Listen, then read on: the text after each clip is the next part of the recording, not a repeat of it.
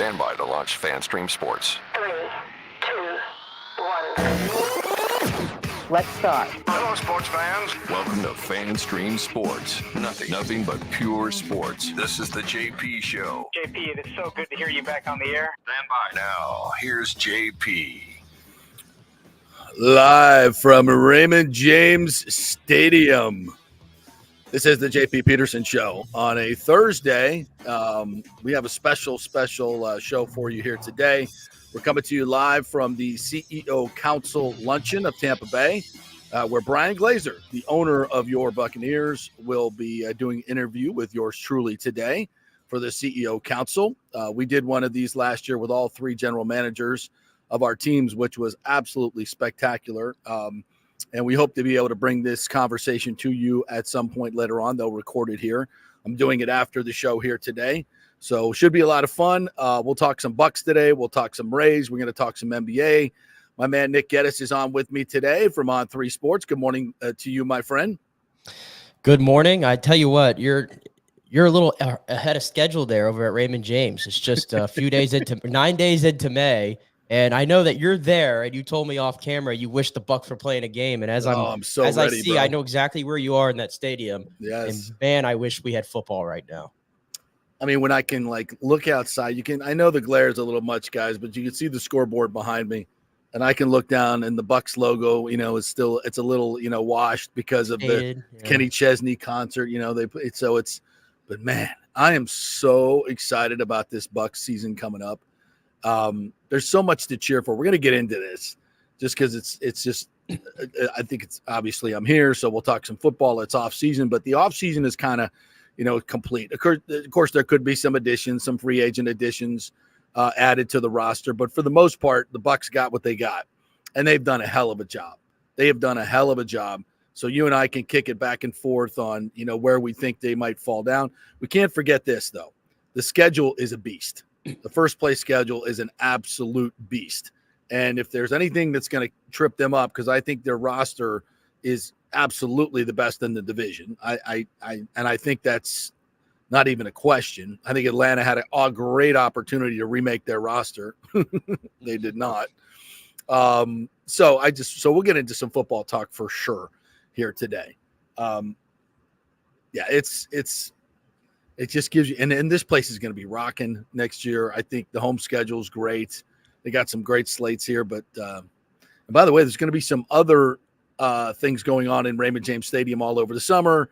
Zach Brown Band, we got a bunch of big concerts. I'm not sure if I'm at liberty to talk about it yet. There should be a press release coming out right at 10 o'clock, so I'll get to that in my next segment, or I'll check the phone and see if we got it yet. But we are going to have an exhibition game here that might be of interest to many of you, including you, Nick Geddes. So wasn't that just fun? Yeah, Raymond James Stadium, keeping the events coming in without the roof, without the roof, which I'm going to ask off camera today. I'm going to ask Brian about my brilliant drone tarp idea. See if drone tarp. I haven't heard this idea. You never heard the drone tarp idea? No. The flying tarp. The flying tarp. Yeah. Held up by a drone? Lots of them. You know how they do the drone shows now? Is that kind of like oh my goodness, the stadium that the Bucks played in Frankfurt? How they kind of had it in the scoreboard that was in the middle, and it unwinds into this big tarp type thing that covers the field? I don't know. I wasn't there, not sure I saw that. I've never seen this anywhere, but I'm just shooting stuff out. We need shade here, right? Nobody. We do. Do we need a dome? Whatever. We just need some shade. The sun. In the shade, we can handle that, right? When the sun's beating down on you, it's just brutal. It's especially in September. It's absolutely brutal in most of October. So just if we did a little shade like they did at Hard Rock, and instead of spending $450 million on the roof, the partial roof, of course they did a lot more of the stadium than that, but you could have drones and a tarp, a big shade tarp, like they have over the playgrounds now, right? Yeah. Everywhere. So it's connected to drones, and it moves with the sun. Doesn't even have to be that big, and it just kind of moves. So the field is completely covered, and the stadium is completely covered with shade. right? As the sun moves, like in the old Dallas Stadium and the new Dallas Stadium and Mercedes-Benz, you got the light in the dark. So it's really hard for the TV cameras to follow it. And there's nothing you can do about it because it's fixed, right? Well, with my idea, it just moves with the sun. So it's always covered in shade and you don't have the dark light combination. So the cameras can't see it. They freak out all the time. We got the technology, right? It's a good start of an idea. I mean, there's lots of stuff we're doing with drones, right? Like really crazy stuff. I mean, there's stuff they're doing it. There's stuff they're doing at other stadiums in other countries that is so advanced that we're not doing at all. Listen, don't even get me started with where we're at. In this I don't want to get you started. Jeez. I see other things at stadiums where I'm just like, hey, it's not just stadiums. It's cities. It's everything. Like mass transportation, architecture. All this technology, cell phones that actually work. Imagine that when you use them. There's all kinds of stuff that's going on all over the world. We're so used to, being the leaders in every bit of technology that we have, the best cities, the best everything, we're not even close anymore. So stadiums are part of that. And it's things that, let's just start with sports books in our stadiums. Can we get that going? We got it at Wrigley Field now. We got a couple of them here, but let's go. Let's get the sports books going. So we have access to that. Let me be a degenerate while I'm at the stadium, please. Exactly. I want to wager right from my seat on balls and strikes. Come on. We're going to make this baseball game a little bit interesting. And yes, I promise you I won't spend a lot of time on it. But yesterday we got this from our friends at nohomeruns.com. They had Alan Delisle, a former St. Pete city administrator who did the St. Pete Pier development project. So he knows all about big projects and how cities work and how these contracts are supposed to work. And the title of it is that he went over this deal with a fine-tooth comb now that we finally have the development agreement. It's made public. He says, no deal should be this bad for a city and its residents. And he did a summary of it, which is really good and puts it in plain language. And it just goes and really goes. And then he did a detail, if you want to read the whole thing.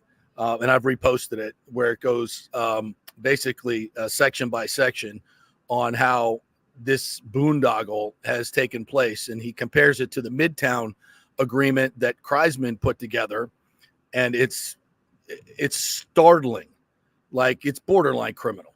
Like, the Rays got everything they wanted, and which is the only reason they've ever, come back to St. Petersburg. Every single thing they wanted. And it is an absolute disaster for the city and the residents. And any promises that were made by the mayor to the Gaslight, or not Gaslight, it should be Gaslight, the gas works area and that the gas plant area, that whole redevelopment and paying back the people and the African-American population and affordable housing and all these things are not even close to being what the Midtown agreement was. And it looks like he's completely sold out the city to a New York billionaire. So I'll get to that in a little bit. We want to talk about, we're going to talk some NBA today as well, because I think it's trending.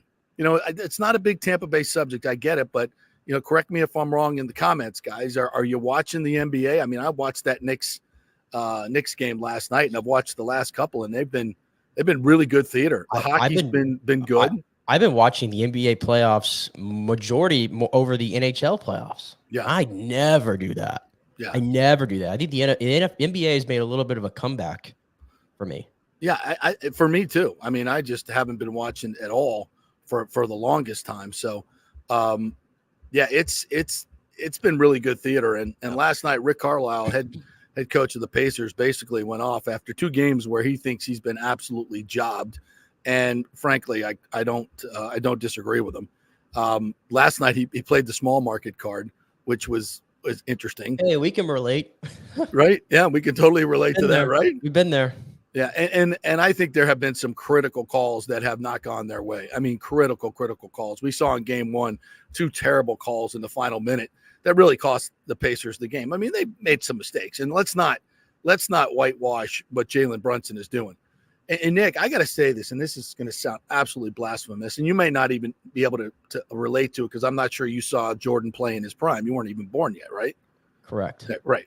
But you saw. I have the done documentary. extensive research into Okay. it. Yes. Well, there was a time like in a playoff game, right, when you're watching Jordan, you're like, he's going to get his shot and he's going to make it. Like you just know he's going to do it. Yeah, that's not normal, right? Guy says everybody knows who's going to shoot it. Everybody knows, and there's nothing you can do to stop it. And I kind of feel like Jalen Brunson in the clutch this playoffs has been that guy. I'm not saying he's Michael Jordan, but I don't know if I've seen in the past 30 years a guy that can get his own shot and make it in the clutch as well as Jalen Brunson is right now. It's insane. And there's nothing the Pacers can do about it. I'm sure there's other guys if we sat down and thought about it for sure. But Jalen Brunson. I mean, Steph during the run was pretty damn good. I feel like the context of how Jalen Brunson's doing it, who he's playing with, and the team he's playing for is what adds to it. Like he's entering like folk hero territory at this point. Yeah, is how I equate Jalen. New York. Yeah, like he's in New York. They haven't won a championship. Think about it. This is New York City. This is the mecca of basketball. They have not won a championship since what, 1973? Yeah, right. I think Phil Jackson was playing on that basketball team. Dave DeBusschere. Yeah, right. Yeah. Like that's insane to think about. And here comes Jalen Brunson, who was a second-round pick. He's undersized as hell. But he's gritty. He's tough. He gets his shot off somehow. I mean, even when he drives in, he's fearless. He takes hits. He gets up. And you look who he's playing with. It's not like he's playing with stars. I mean, I love the little core they have with them with Hartenstein and Anunoby, Josh Hart, DiVincenzo, which, by the way, that's the other cool part of it for all the college basketball nerds out there like me. Nova Knicks. They all played at Villanova and won a championship together. And now they're leading the Mecca's team. Potentially do a conference final appearance. And even though you could have kept all those guys, by the way, for a lot less than you paid James Harden. And it's cool. And correct me if you feel the same way. How's that process working? They play in New York, and we're supposed to like hate New York, right? Right. The big bad New York market. And we do. But damn it, I can't hate the New York Knicks right now. I can't hate. They're so light. They're like the most likable New York team I have come across. I agree. And Jalen Brunson is so understated. He did an interview after the game, which the questions were quite questionable. Anyway, I'm not going to get into that, but he's just so understated. He's so understated, and he's not yelling about me. He lets his play do the talking. Oh, he's a superstar leader. Yeah, he really is. Yeah. So I find myself rooting for them. There's no question about it. I like the scrappiness of that team. DiVincenzo, Anunoby, though, he looked like he pulled his hamstring pretty severely last night, and they're already thin. They're really thin. They're fighting injured too right now. Yeah. So, it's just interesting what's winning in the playoffs. Now, the Celtics will probably destroy either one of these teams, but that's for another day. It's interesting, and it's great theater. I think it's great theater. It's great sports theater. I do think the officials have been horrible.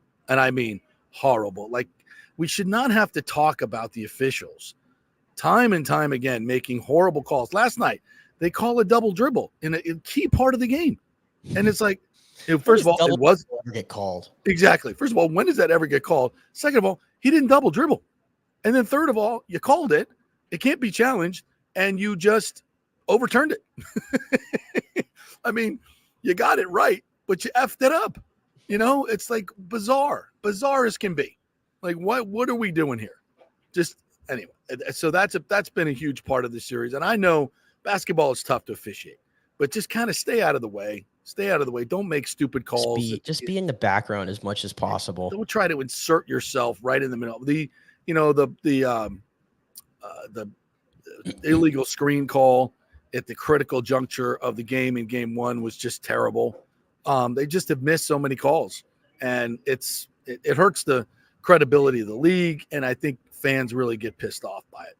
But tip of the cap to Jalen Brunson, no question about it. I hate that we're leading with NBA, but I think it's interesting stuff. I got to give the flowers to the guy, man. Yeah, absolutely. It's historic performance. What's going on right now? If you're not seeing what Jalen Brunson is doing, it's historic. And by the way, and I talked about this. You can chime in. The torch has been passed. They're talking about should LeBron retire, should he not? I don't really care because he's yesterday's news. He is, and I hate to say it, but Steph is, and Durant and Harden. their time is done. It's Yeah, time for Anthony Edwards. It's time for Jalen Brunson. It's time for SGA. It's time for Nikola Jokic. It's a whole new group of stars. Yeah. And those other guys had their day and their time has passed. Not that they can't be. They're still damn good players, but they can no longer uplift those around them and drag them to a championship. They're just not at that level anymore. And that's why the NBA is fascinating to me. Is I appreciate what those guys are still doing at their age. Okay, don't misconstrue what I'm saying here. But like to me, the word, like I use it like this: the word superstar, I've said this before, to me gets overused way too much. Yeah. The superstar tier in the NBA is those three guys. It's Jokic, it's Giannis, the guys who have won championships and have been doing it now for some tenure, things like that. But this postseason, we are seeing a real shift. Those guys that you just mentioned, they combined to win one playoff game. And here come the Minnesota Timberwolves. Here come the Oklahoma City Thunder. Two very young teams. I mean, the way that the Timberwolves are making the Nuggets look like a lottery team right now. Like this is the defending champions, and they have nothing. I think they're on sweep alert. To be honest with you, that's what that's how good Minnesota is, and all these different stars that are so close to ascending to superstar status, and one of them's going to whoever wins their championship this year. I'm finding it very fascinating, and I also hate the fact though that the NBA media has spent so much time all year talking about those three teams, the Lakers, the Warriors, and the Suns they're going to make a run. Which one of them is going to make a run? The answer is none of them because they're all average basketball teams, okay, that just got blasted in the playoffs. And you didn't talk about the Timberwolves once all year. You didn't talk about the Thunder once all year. They were never even on national TV. And these are the teams now that I'm watching that you never put in front of my eyeballs to see all year. And I'm like, well, they're playing a different sport than those ones that you kept talking about. Exactly. Yeah. And that's a shame because, and you know, kind of inside baseball, how this works in these talk shows, because they meter every topic that they talk about. And every time they mention the Lakers or every time they mention the Dallas Cowboys, their meter goes up. I because and so they say, well, that's all we're going to talk about because we got to have that meter up here all the time. They were debating LeBron's legacy on Get Up yesterday. Who cares? He keeps playing. Is his legacy going to be? We're in the middle of the NBA playoffs. Yeah, and you got to. And by the way, if you're talking about like he might be gone, is where's LeBron going? Who effing cares? And if you're literally having a discussion about if he keeps playing, is he destroying his legacy, well, that means you're aware of the fact that his era is ending. It's time to build a new star for you to have as the poster child of the league. And I think you should start focusing on those guys. You think? Yeah. I mean, and they're fun to watch and they're fresh and they're new. And from a marketing standpoint, they don't have all the baggage that these other guys have. You know, I mean, there are a lot of people that just, I'm not watching. I don't care about LeBron. I don't want, Kevin Durant has burned too many bridges. That all the baggage that these guys have, save Steph. I think there's a lot of fans that are just turned off by it, and they're ready for new faces and they're ready for new places. And have you seen the Timberwolves play? Like I'll be with you. I haven't seen them play all year till the playoffs. Right. I watched both of those games and I said, they're winning the championship. Yeah. They're winning the championship. I appreciate that they play defense. And like when I hear like Tim Legler, for example, was talking about this, how he hasn't seen a team play D like that since the mid 90s. Yeah. And I wasn't around for the mid 90s. You just hear all the stories about it. Mm-hmm. But it's true. When I watch the Timberwolves play just in these two games against the Nuggets, I've never seen a team play defense like that. I've never seen it. Yeah, it's insane, and I tell you, this is in terms of what we're watching and the changing of the guard. I don't think there's any question about it. And speaking of that, you have a little clip here you want to play, which I think speaks to old heads versus the new game. Right? Set this up for us. Yeah, this was last night on NBA on TNT, which is one of the great shows. Which I'm sad it might be ending because of the old broadcast rights stuff. But Nikola Jokic won his third MVP last night, third in the last 4 years. And NBA on TNT had him on. And Shaq, who I love Shaq, but he's very blunt and to the point, obviously. And this was him basically telling Nikola Jokic straight to his face that he doesn't believe that he was the MVP. And this was the comments. Oh, okay. As the president of the Big Man Alliance, you are the vice president of the Big Man Alliance. I love you, the best player in the league. I want to congratulate you. But I want you to hear from me first. I thought the SGA should have been the MVP. That's no disrespect to you, but congratulations. And what do you guys have to do to get back on track versus Minnesota? Thank you, Shaq. We don't judge people here, so that's fine. It's your opinion. I'm joking. Hey, all good. I love you. I love your brothers. One thing we always going to do is keep it real with each other. Congratulations. I love you. No, for real. I think there is a lot of players that deserve it. It's probably details and kind of small things. But yes, we have a tough stretch. We lost 2 games at home against Minnesota. Tomorrow we're going to Minnesota to try to get back series to Denver. All right, so that was the clip there, and Shaq was getting like killed for this on social media. Was he? Yeah, big time. Like Shaq was trending, and everybody was passing this quote around because Shaq sometimes the way he's talked to players before, it comes off like he's just the old man hating, Right. Because they think their era was the best, and that happens in every sport in every era, but. It is interesting because remember how he opened that question up? He said, as the president of the big man's club and you're the vice president. Like, I think that means a lot to Shaq. Like, the ego is still there. Yeah. That he's the greatest big man of all time, which he's not. But that's in his mind. That he won 1 MVP, and Nikola Jokic at age 29 or whatever has 3 MVPs already. That's gotta stick in his craw. And I saw him last night. He was talking about the officiating. And he made a good point. He said, he told a story about when he once went to David Stern and with his agent and said, we want to, talk about, I'm just getting destroyed and fouled everywhere. And Stern started laughing at him. He said, what's so funny? He says, I got 29 teams pounding down the door here saying the same thing about you. Like, you're destroying them and you're fouling them and you're hurting them. So he just said, he just came to the conclusion that he's just got to play through it. And you just got to play through it. And I think he has a good point. And that's always a great it's the only mindset you can have, to be quite honest. If you're a competitor, it's the only mindset you can have, because it's going to happen.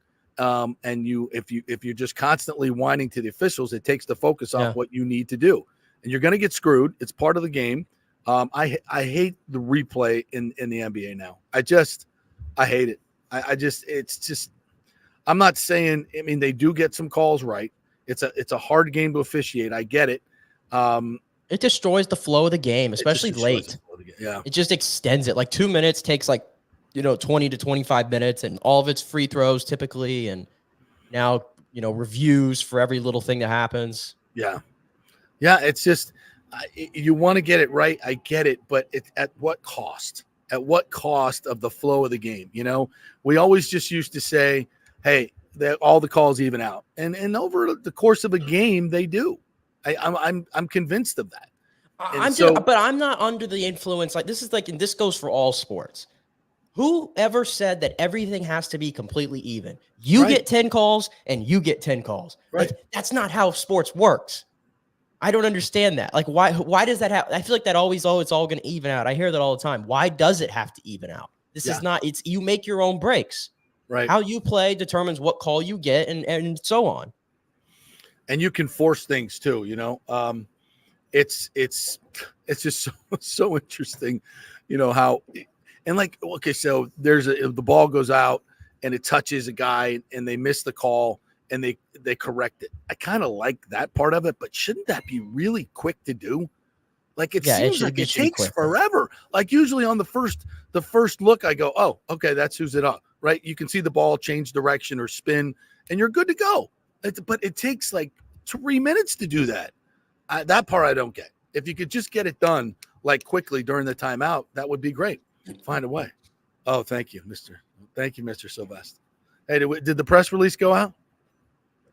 Check. Okay. All right. I got the all important Hooters VIP card. That's thank you, Mr. Passwaters and Mr. Sylvester. So that's always good to get. So yeah, it's a must have. So yeah. Anyway, that's the NBA. All right, catch everybody up on the baseball game last night while I check my phone. Oh, first of all, did the Rays lose last night? The Rays They did lose. They were wearing the City Connects, right? They did. Yeah. Oh, First time hold the on. City Connects failed them. Hold on, you're gonna have to give me a You gonna second. burn the hat? Hold on. Wait, we're changing. What are we doing? Oh, we're going back to the old Devil Rays hat. Let me fix it. There we go. The Sky Ray is done.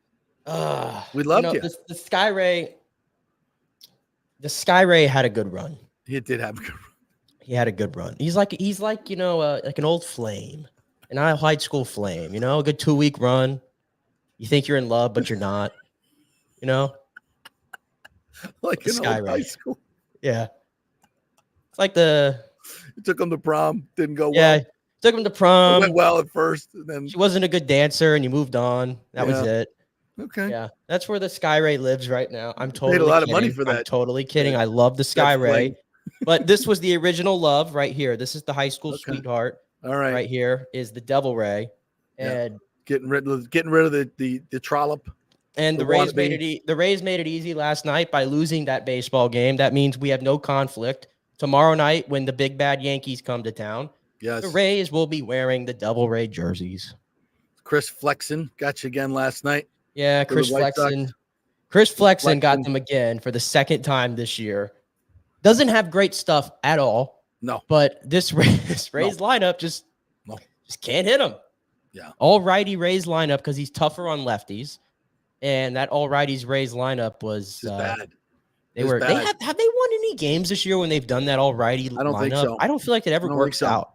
No. I'd rather just keep the best guys in the lineup. That's Yeah, just me. even And if, you were like- rolling too, but Yeah, even if the platoons and some of the numbers aren't going your way, you're keeping your best players on the bench because they're lefties, and that's a Right. bad idea.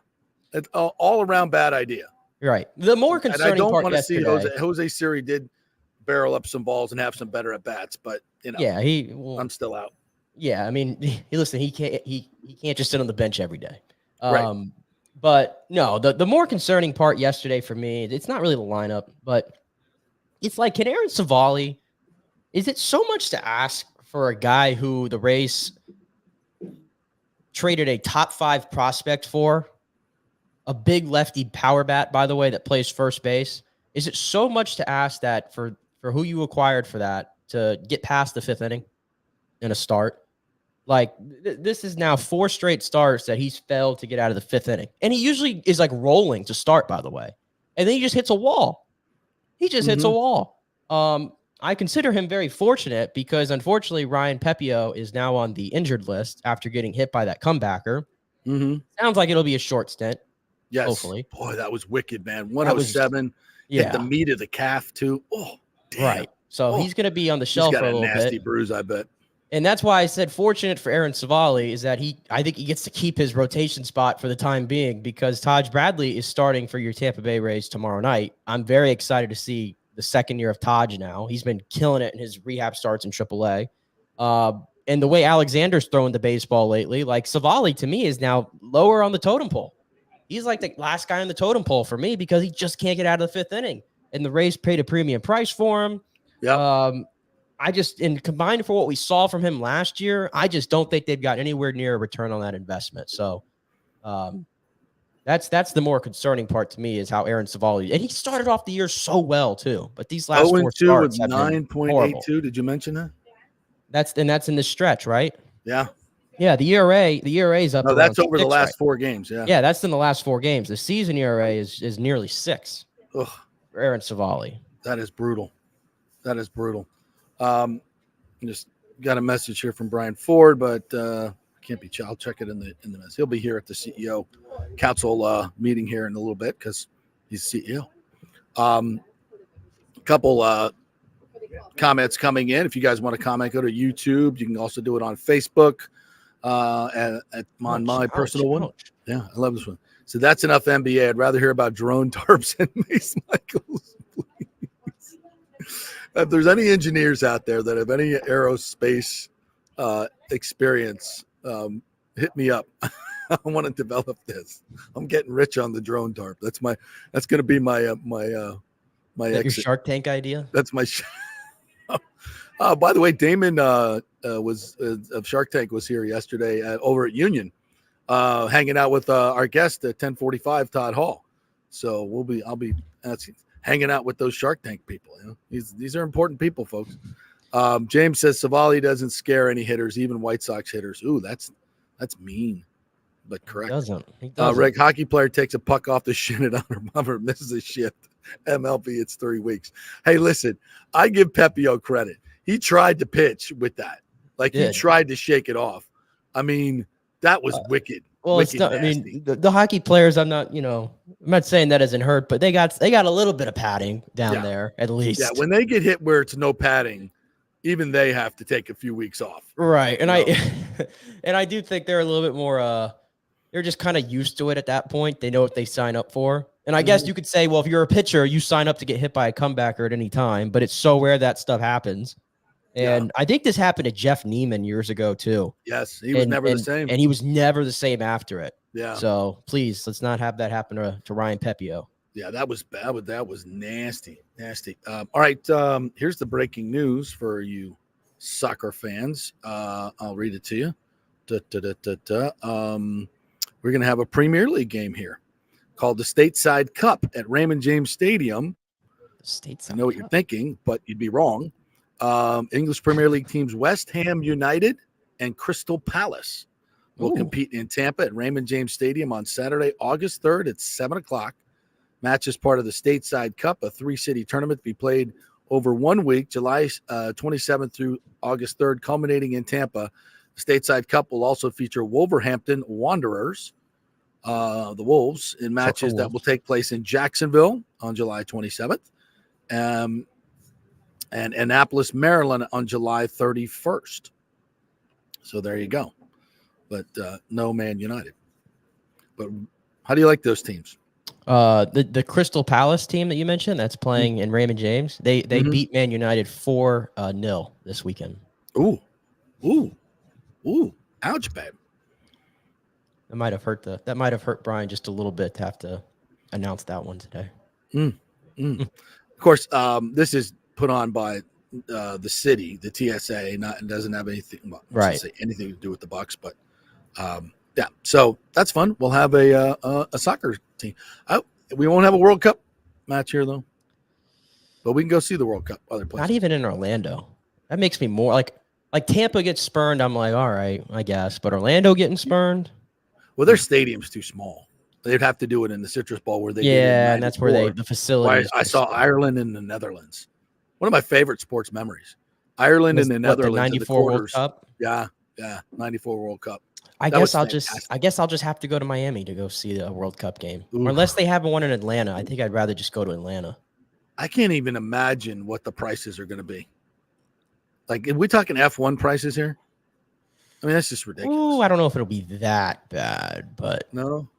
It depends. I can't judge it because it's not going to be like the United States playing and the ones that are over here. I don't know. Where's the U.S. team going to play? The U.S. is all playing in Seattle and L.A. to start. To start, okay.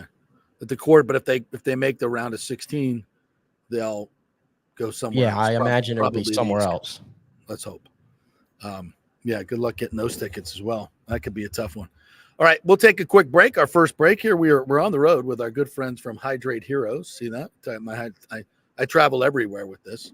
I got my plum elderberry working this morning. Very, very good. 8 times the benefits.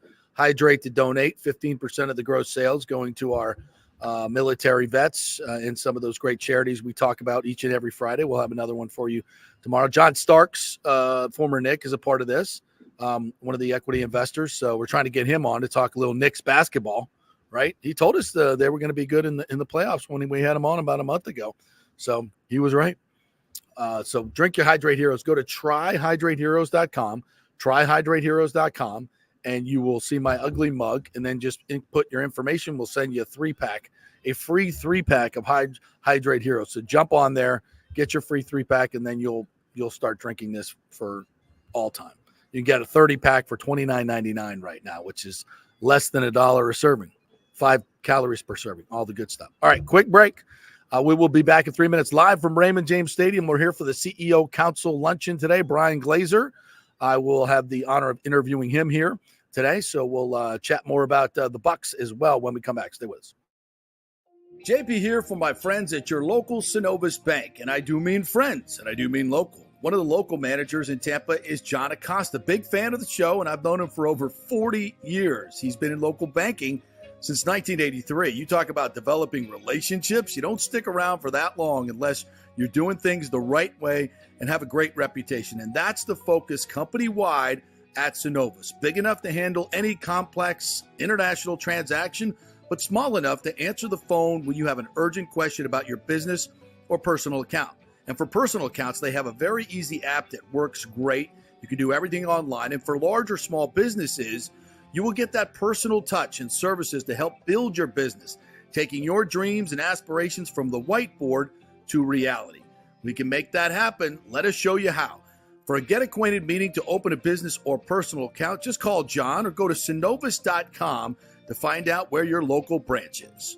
Everyone knows Italiano Insurance is your go-to for home insurance, but they also have an amazing team that focuses on business insurance. Yes, your business is most likely your biggest asset, so make sure you have the right coverage at the most competitive price. And if you started a side hustle recently, don't forget you need business insurance, because if you get sued in this over litigious society we live in, you could lose all your personal wealth. So get that business insurance. And for the best customer service, always choose Italiano. My representative Charity is amazing. I called her late on a Friday because my insurance was going to lapse.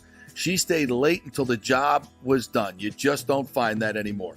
Give them a call, 813-877-7799. That's 813-877-7799. Italiano Insurance. JP here for the Geddes Gordon Real Estate Group and our good friend Jane Geddes. Folks, simply put, there is nobody like Jane. Jane is a former LPGA two-time major championship winner. She was also vice president of talent relations at WWE.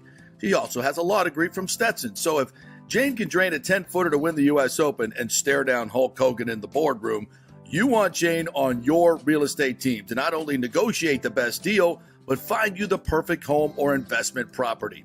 And when you work with the Geddes Gordon Group, you become part of the real estate family and get concierge services that include expertly staging, marketing, and preparing your home for sale. Advice on golf properties. Hey, you might even get some golf tips. Many of their clients become friends long after the sale or purchase is completed.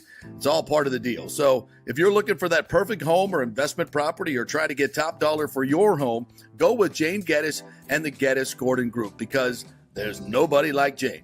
Call 813-485-6808 or go to geddesgordon.kw.com. That's GEDDES Gordon.kw.com. or call 813-485-6808.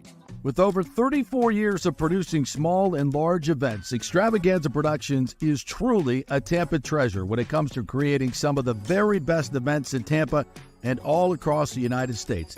I've worked with them at the Florida Sports Hall of Fame inductions, the Warrior Games, which was an Olympic-sized event spread across all of Tampa Bay. They are the very best, from small meetings to exceptionally large corporate conferences to galas, fundraisers, sporting events, grand openings, whatever you want. Team EPI has an extremely talented staff of designers and show producers that develop extraordinary events fueled by the visions of their clients. You can reach them at their Tampa headquarters at 813-621-4700 or go to extravaganzaproductions.com.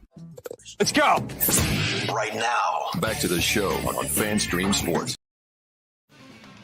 Go back to the JP Peterson Show, brought to you by the great folks at the Jeeves Law Group. If you get in an accident, folks, you want the local folks representing you, the law firm that will treat you like the local treasure that you are, not just like a number.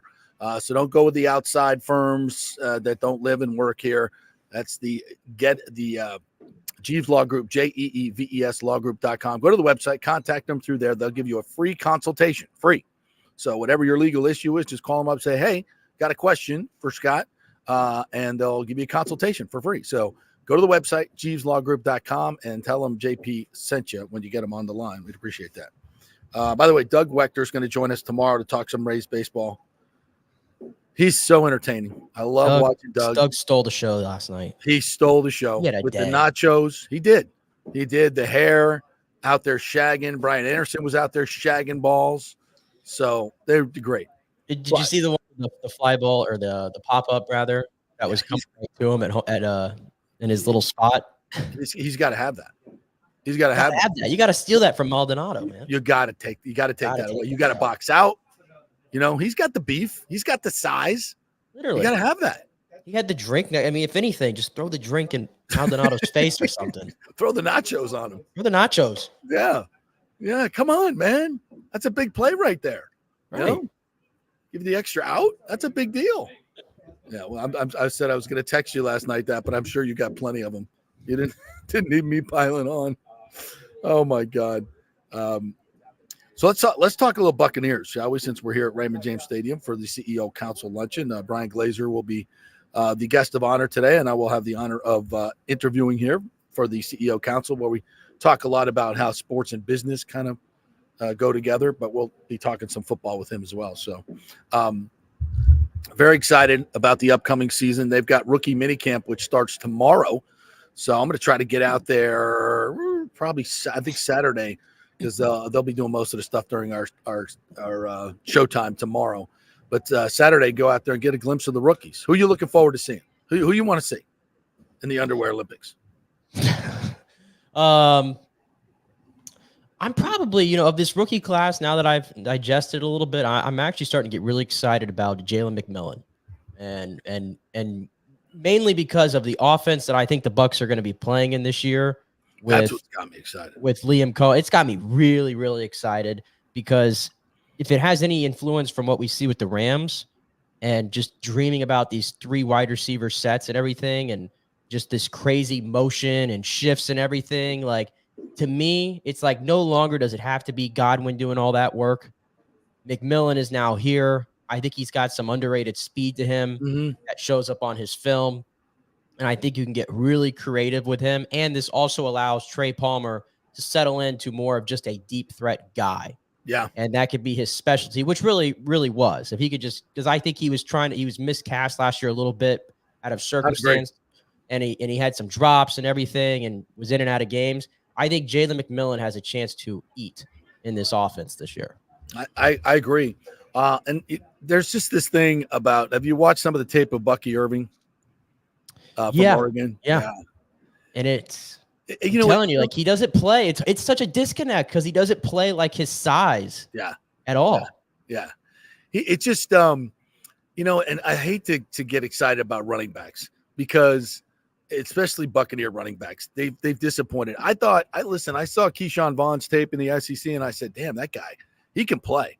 And I saw some spurts here in Tampa where I was like, damn, he can play.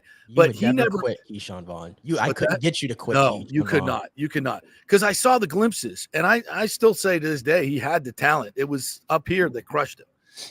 He couldn't handle being a backup. He couldn't handle not being the star. He didn't get in the playbook like he needed to. He didn't take care of the details that he needed to. And if you're not going to be a pro, it doesn't matter how good you are. It doesn't matter how good you are. And that was his downfall.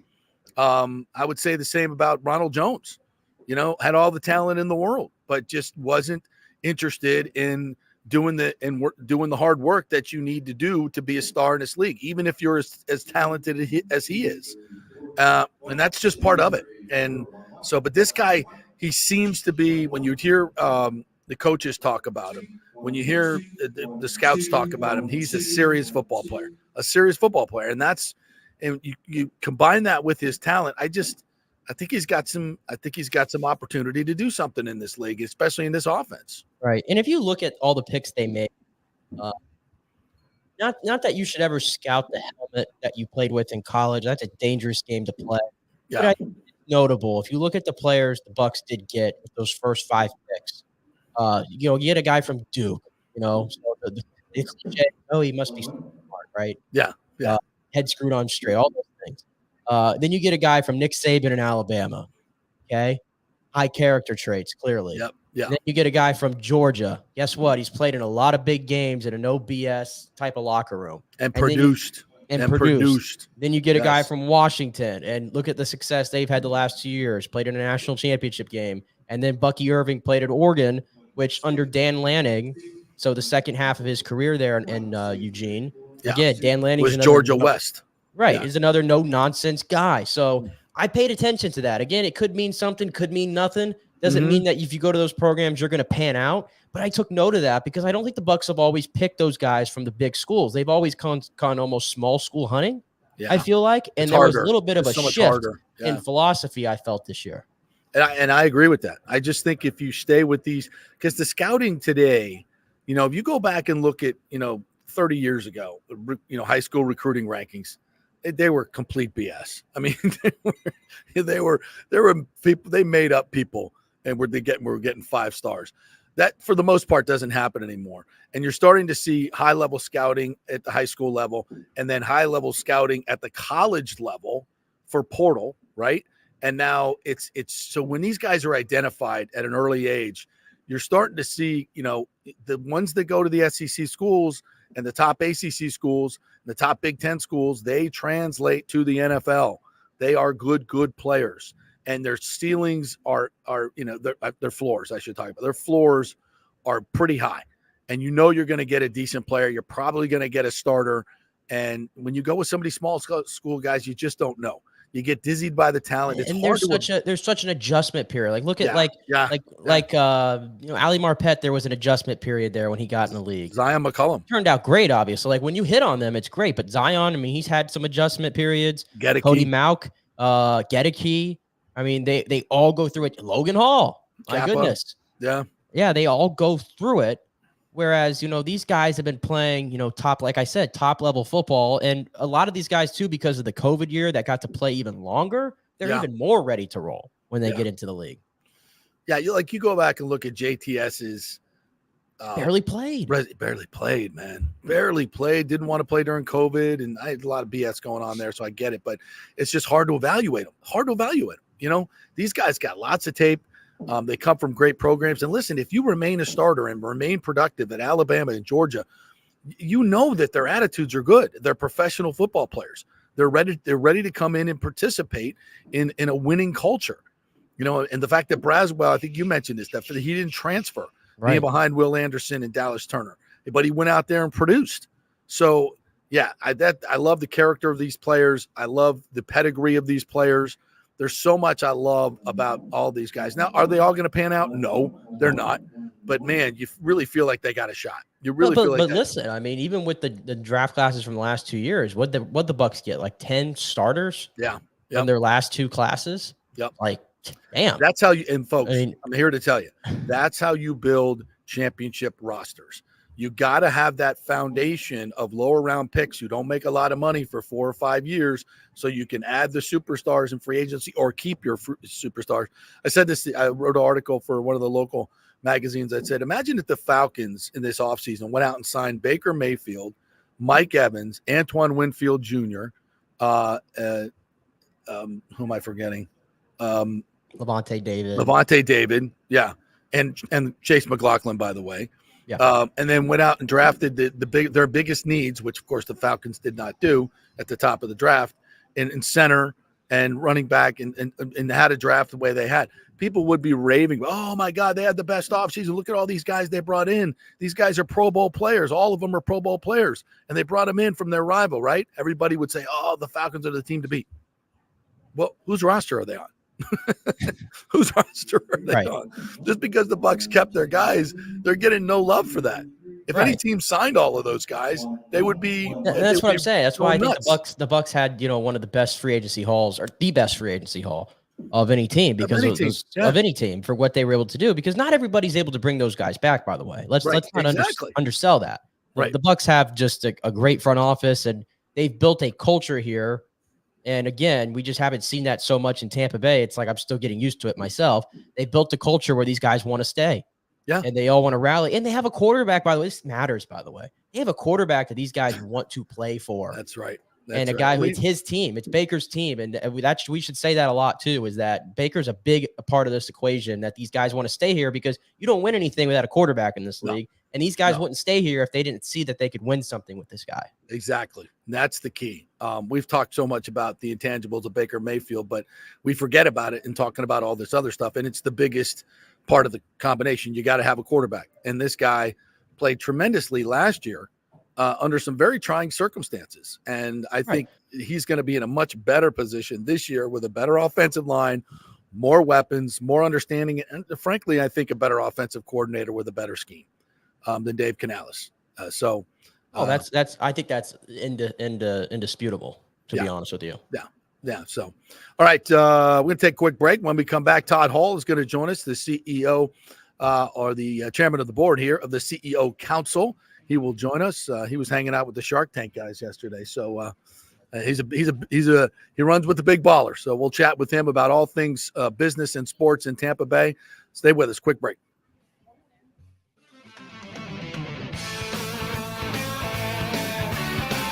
JP here for the Jeeves Law Group and my man Scott Jeeves, who lives right here and has long been a highly respected member of our community. He's a proud sponsor of the Tampa Riverwalk. Jeeves Law Group is also a proud sponsor of our Grand Central District in St. Pete and has neighborhood events throughout the year. He has an office on Central Avenue in St. Pete and one on South Howard in Tampa. You can't get more local than that. So when you need an attorney, you're going to hire some huge firm that advertises all over the state or the one that supports your favorite sports show. It's the Jeeves Law Group. We're local, we're trusted, and we get results. For personal injury and personal attention, call us for a free case evaluation.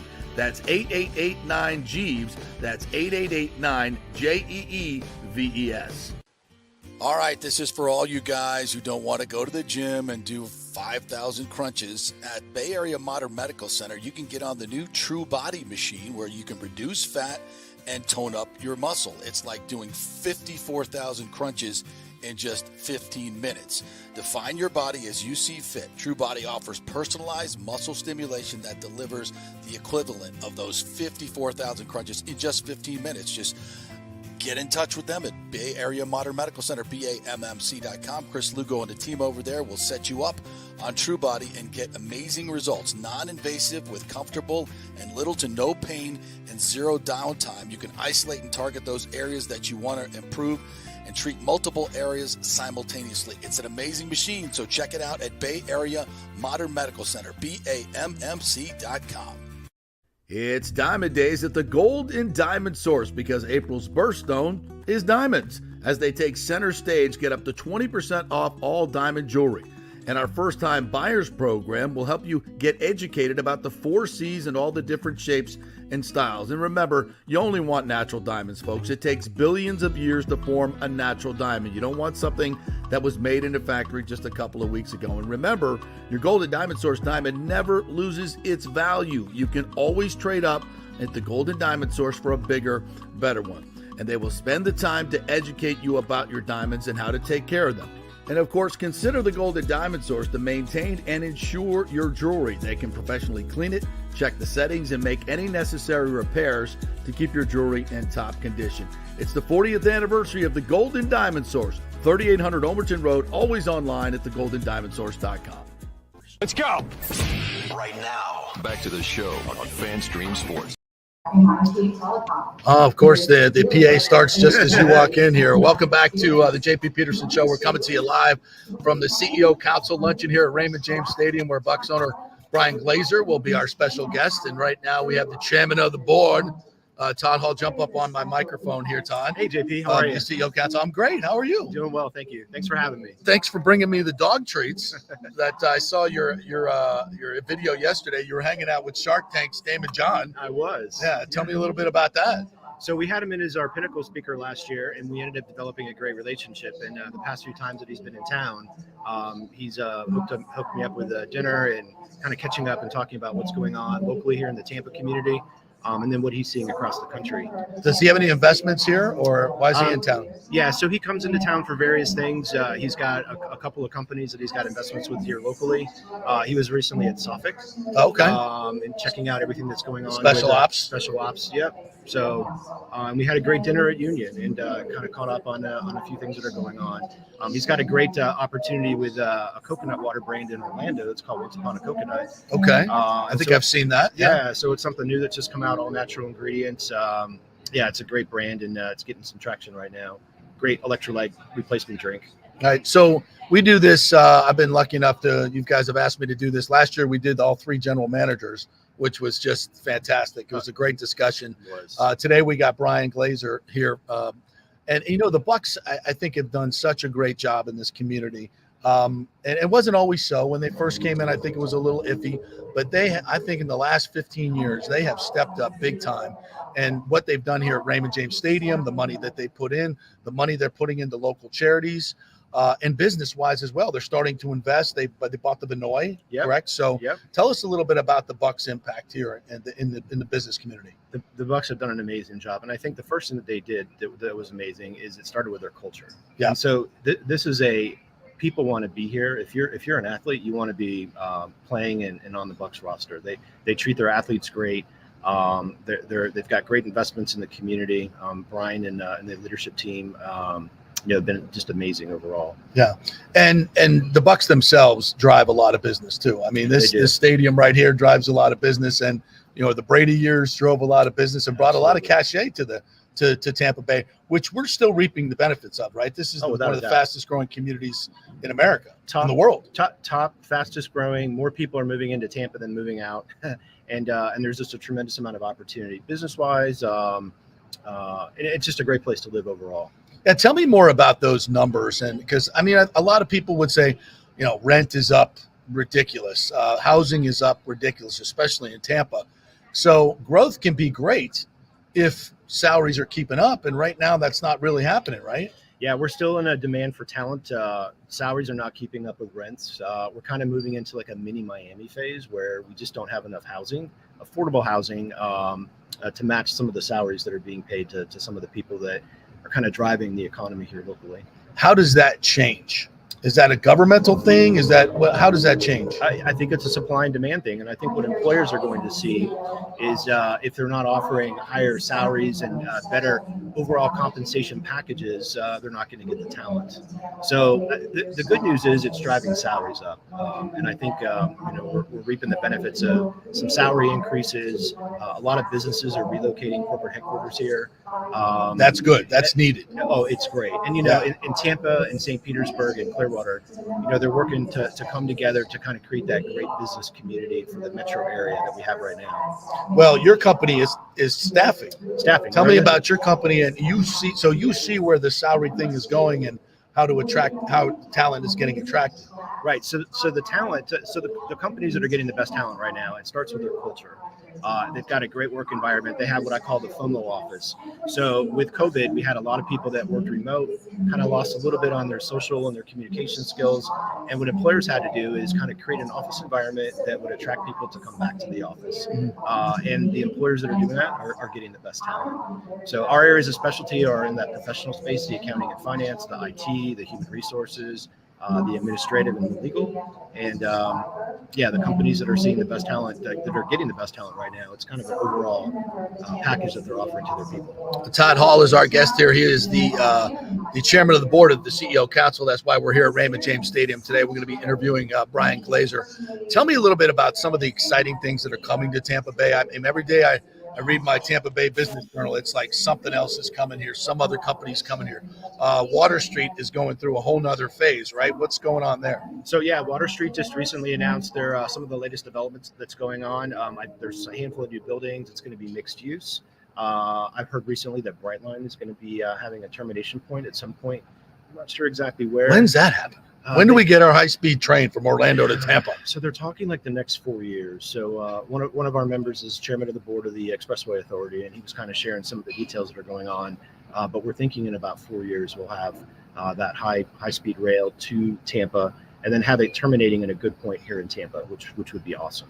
Tremendous for the city. I think I saw where the Ybor Harbor, that has been approved by the council as well. At one point, there was a baseball stadium in that Daryl Shaw had a baseball stadium, which would have been fantastic. And I don't know I know there's still a deal to be done in Tampa if it fails in St. Pete, and I think it's going to fail because it's such a horrible deal for the city of St. Pete. Yep. So is there any talk of what's going on with Ybor Harbor, or maybe still a baseball stadium down there you hear? I have not heard that, but what I do know, Daryl Shaw, David Laxer, founder of one of the managing principals at Burns, they're involved in this women's soccer. Yes. And they've got a bunch of different things that they've got going on for women's soccer coming up. They're going to be guests of ours sometime in the fall. Oh, nice. So we're going to talk a little bit more detail about what they're doing, what Daryl Shaw is doing with Ybor City, and all the exciting development that's going on over in that place. Yeah, they were able to build a stadium on the water in downtown Tampa. That's where their stadium's good. A little smaller project, but still they were able to get it done, which is going to be exciting. And I know I think they're starting up, I guess, in the coming season, and not too far away. Yeah, it's soon. Nice. I don't have the exact date, but I know it's right around the corner. And again, another great win for the Tampa community. Right? Yeah, absolutely. Any other things you hear coming to Tampa Bay that are exciting? I don't have anything to share right now. No, okay, head, but all right. it seems like every time you're in Tampa Bay Business and Wealth or Tampa Bay Business Journal, you're hearing of new things. And another big thing too is we've got the Tampa the EDC. Economic Development Corporation. They do an amazing job of attracting businesses here in the Tampa Bay area. I had a client a couple years ago based out of France that was looking at relocating corporate headquarters to Tampa, put this opportunity in front of them, and they did a great job. So I know behind the scenes, we've got some amazing leadership going on with the mayor, with EDC, with the Tampa Chamber of Commerce. Brian Adcock's doing a great job in his leadership with that organization. And Tampa Bay is a great place to be. All right. So tell me about the dog treats that Tally's getting when I get very exciting. Yes. So this was a college project for one of our kiddos, Ashley. She started out making a beer, a girly beer, and it didn't work out. It's kind of lumpy and it tasted horrible. We all thought we were going to die.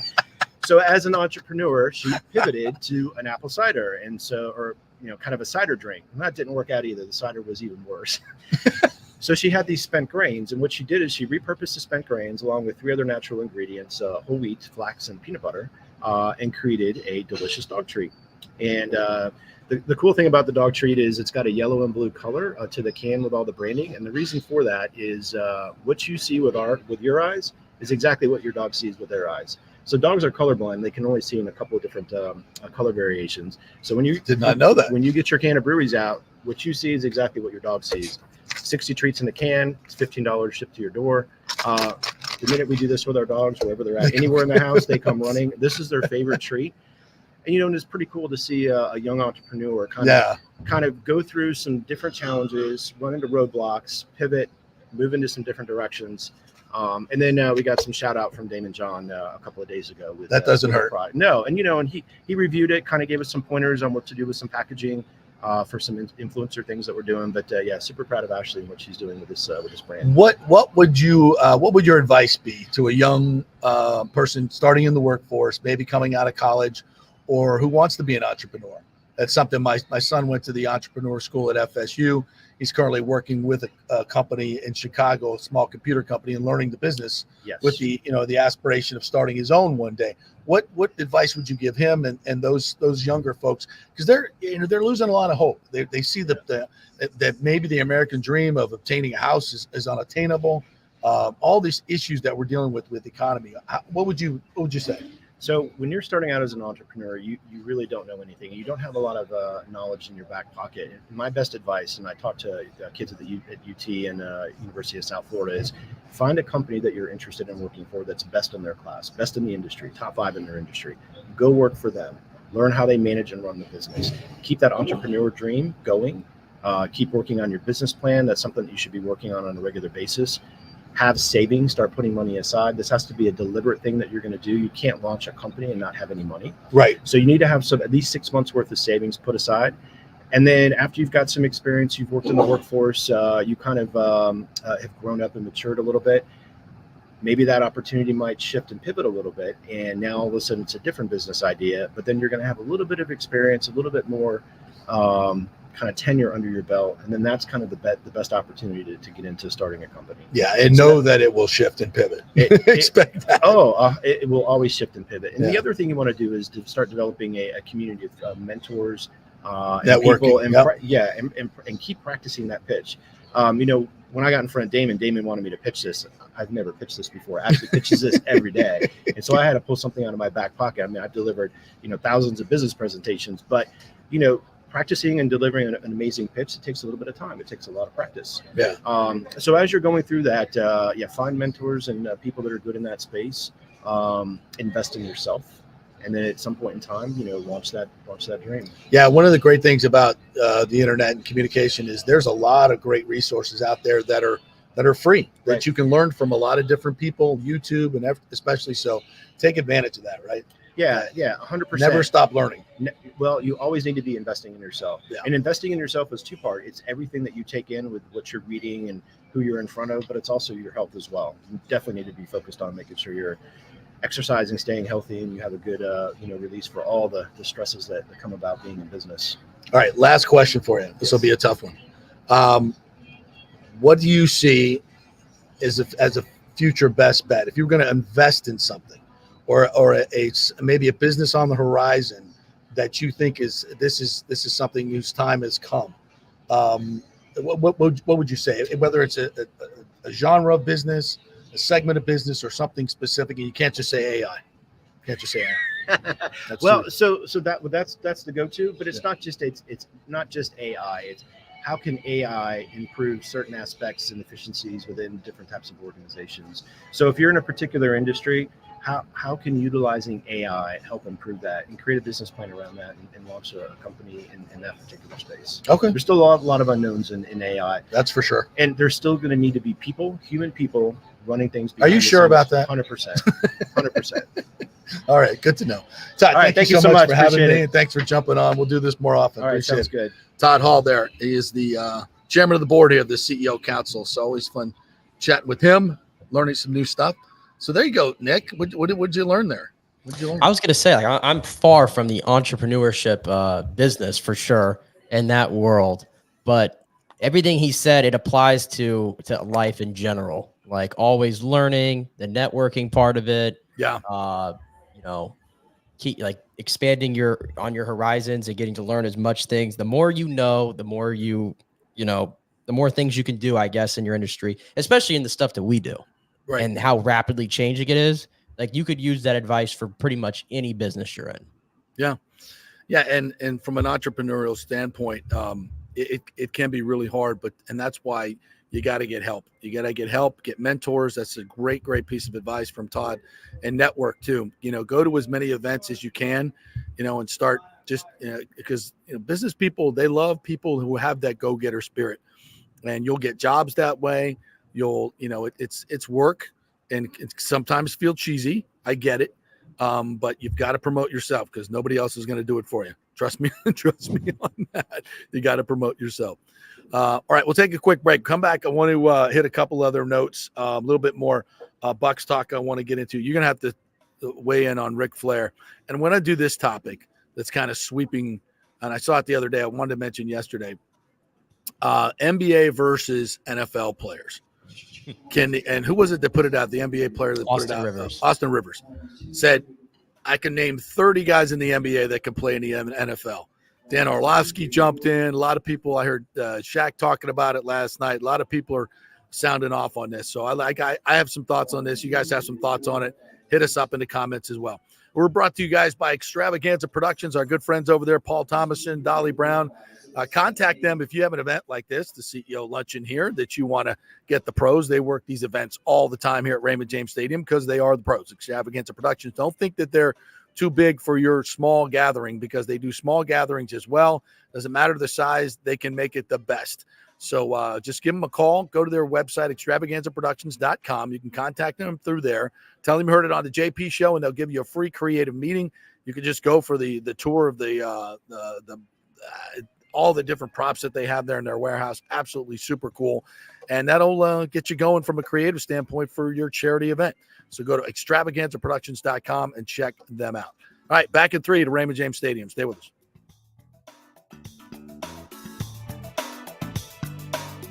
Are you looking to be more productive and healthier? Do you know chronic dehydration affects your overall health and well-being?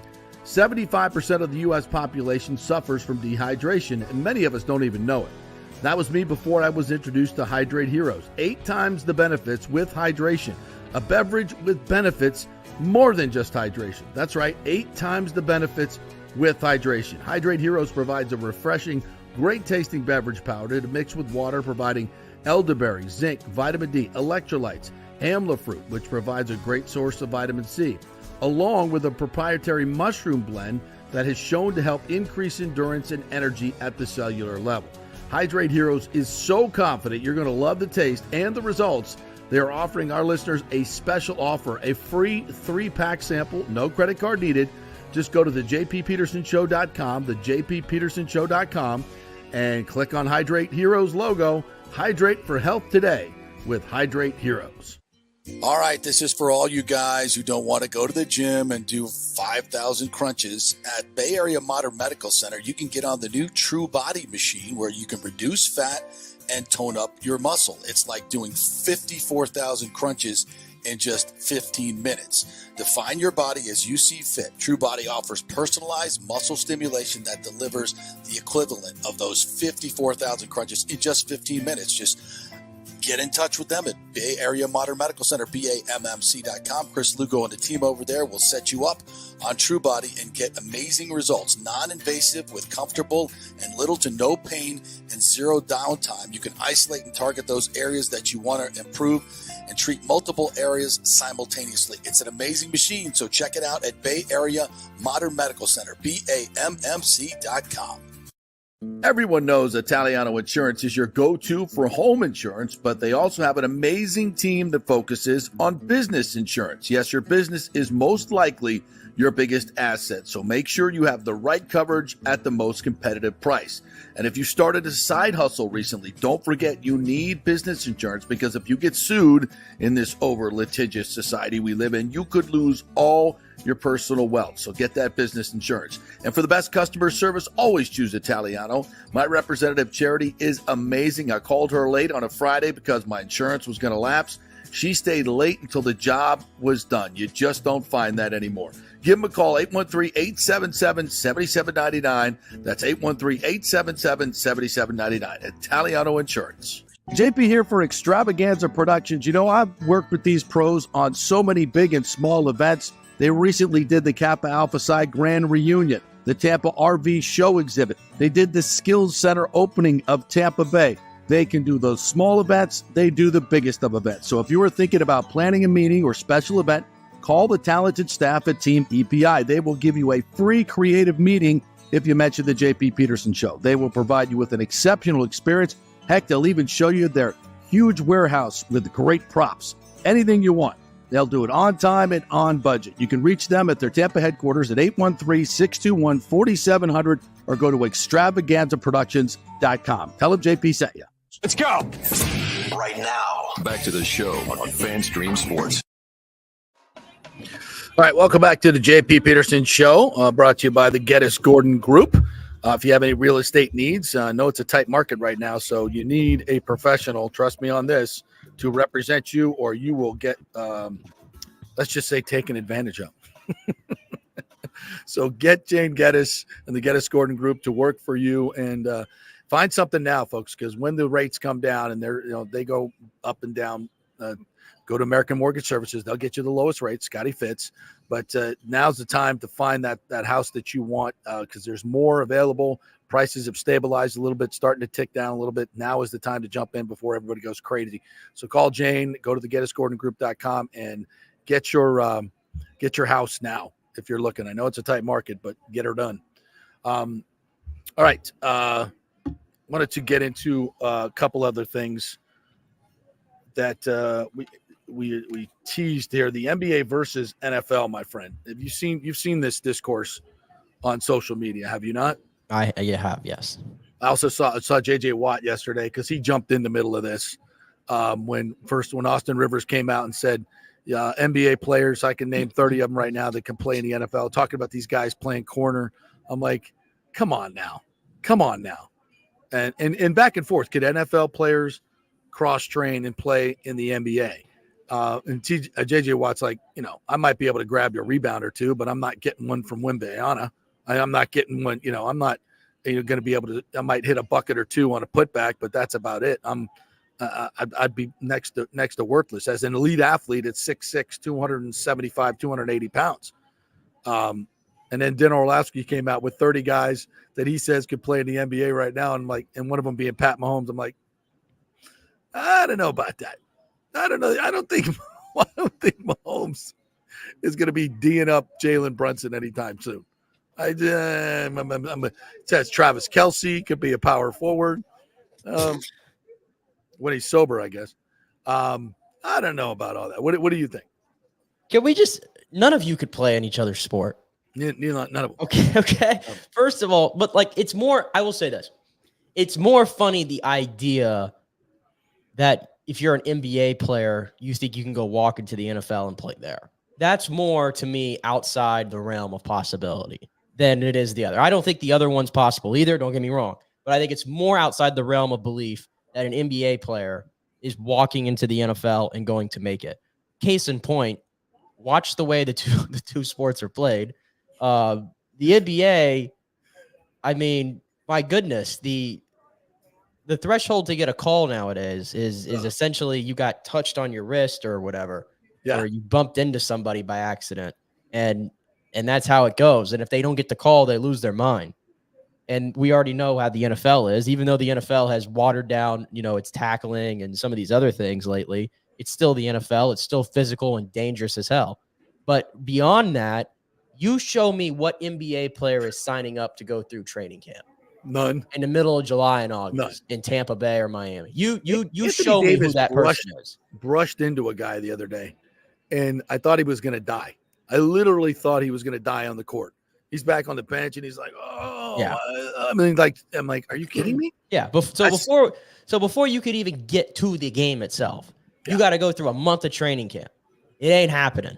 There is no NBA player that is signing up to go through it. And I'm not acting like I've been through it. Clearly, I've not, and I don't want to. But you've covered training camps. I've covered training camps. It's hot as hell out there, and we're just wearing a polo and shorts, okay? We don't have all the pads on. We're not as big as them, carrying all the weight that they're carrying and the size they're carrying, and they're trying to get in shape. Like Vita Vea used to use his training camp to literally get in shape. Yeah. Right? He comes in usually really big, not this year. Yeah. Congrats, Vita, on the weight loss. But that's typically how that works. So now you look at LeBron James, all right, 6 foot, 6'8", 265, 260, right? I mean, you look at his body and you just screams tight end. Obviously he has the athleticism to go up and catch a football. But again, it's the physical contact and the physical pounding that you're going to have to get used to. And which version of LeBron? We're not talking about today's version, are we? Yeah. I mean, well, okay, even 10 years ago. Happening. Yeah, nobody's playing tight end at 39. That you can play basketball, right? And you could be, LeBron, I will say, no matter for the reputation he has, the guy's never had a major injury. So yeah. And he's like, I would go to him as and we've seen Antonio Gates, right? He was a college basketball player come in. I think Tony Gonzalez, didn't he do both? Tony did both. So these guys have come in and be elite tight ends. So if you're saying the body types could, of course, obviously, but it's a totally different mentality on both sides. When I say, for an NFL player to go play in the NBA, you have got to be so fast and so good and so skilled. You have to be skilled. Now, if you're talking about being a down the bench player, yeah, okay. One of those guys that can come give you well, there's fouls. Even like these clips going around, like Cooper DeJean, the corner from Philadelphia now, the rookie. Yeah. How about his high school highlight tape? People are showing that as like, see, but that's high school. Yeah. Like you drop that guy in the NBA right now. He's dunking, but yeah, but he ain't dunking in the like. Let's not. I know a lot of people love to dump on the NBA, but there is a big difference between NBA basketball and even the best collegiate basketball players don't even get drafted anymore in the NBA. Think about that for a second. Yeah. They don't get drafted. It would take, look, obviously being a great athlete is a must. Okay. So but you'd have to cross train for at least 3 years to be able to make it in the pros on either one of the sports. And this whole discussion really just, and I don't know if anybody, Charlie Ward obviously was the best example. Yeah. I saw that up close and personal. And NBA, but to me, the one that is more like, to me, none of these athletes, NBA, NFL, what they really can't do, save for, Deons and the Bows of the world, is play baseball. The one that makes me laugh, it's like when they try to like swing a bat or throw a baseball, like Giannis looks uncoordinated. Yeah. Like he literally looks like he's the worst athlete in the world when he tries to like swing a baseball bat. Did you see Zach Edey throw out the first pitch? And he was a high school that's pitcher. What I'm saying. Like I've seen a lot of other pro athletes, when you try to like have them throw a baseball or swing a bat, they're no longer an athlete anymore. Can't hit a curveball. Come on, get out of here. Get Like out. That, I mean, that's the hardest action to do in sports, I think, is to hit a baseball. Yeah. But Yeah. I mean, you talk about skill level. I mean, yeah, and you'd have to cross train for so many years to be able to do it at an elite level. And there's no question. And so I respect the sports, respect them all. they're all very difficult to do in their own. Just like none of these guys could step on, his skates and try to play professional hockey. Oh my God. There's just no way. Forget about it. And none of them could get inside a race car. I say this all the time. NASCAR doesn't get its due, and race car driving in general for how difficult it is, because you want to know what step one is to being a race car driver?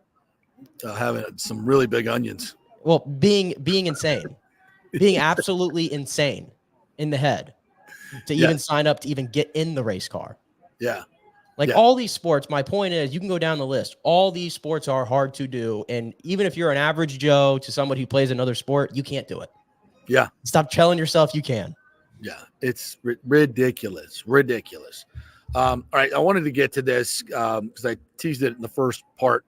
This is from the nohomerun.com, guys. This is the development agreement has finally been released for the stadium. And I told you from day one that this was going to be a disaster in terms of being one-sided for Stu and a disaster for the city. And when they all came and made the announcement and they were cheerleading about, the Rays are going to stay and all this, I said, let's see the numbers.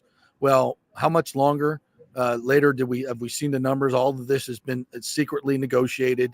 And finally we get it. We had a little town hall yesterday. I believe there was another meeting this morning at the city council where they were talking about it.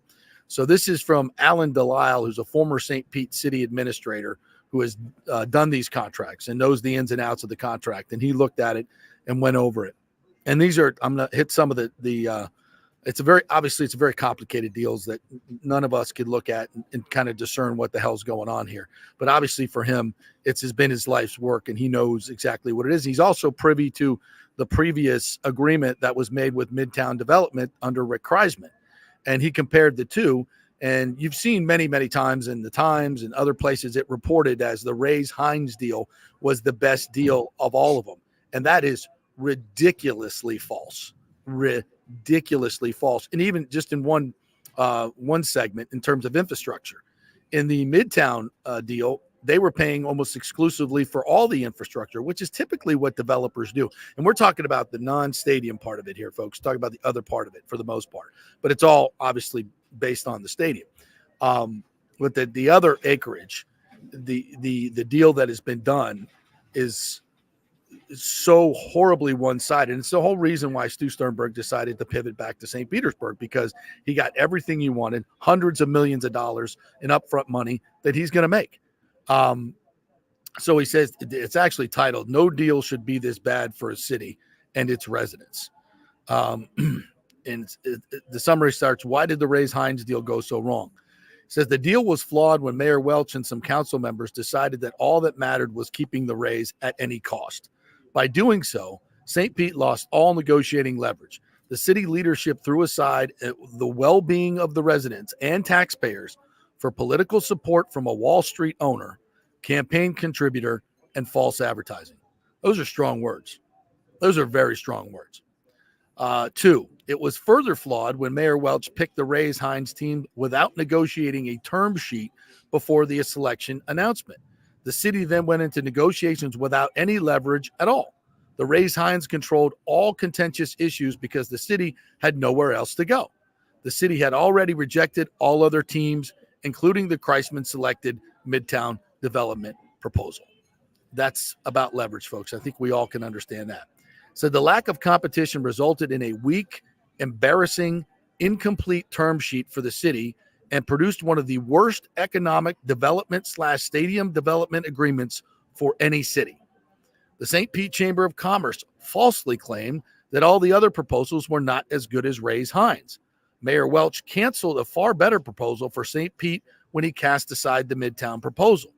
Midtown was a better deal for the city and would have created leverage in negotiating with the Rays.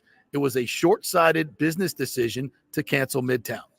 Most other developers, including Midtown, refused to submit order under Welch's RFP because they knew it was a waste of time and that it was only going through another selection process to pick Reyes-Hines. This approach meant Reyes-Hines knew they held all the negotiating cards, and the final development agreement painfully reflects this fact. 3, the city's approach to the development agreement was flawed from the start. The city surrendered to how the Rays wanted the deal framed, separating the stadium negotiations from the development of the entire Trop site, again, conceding city leverage.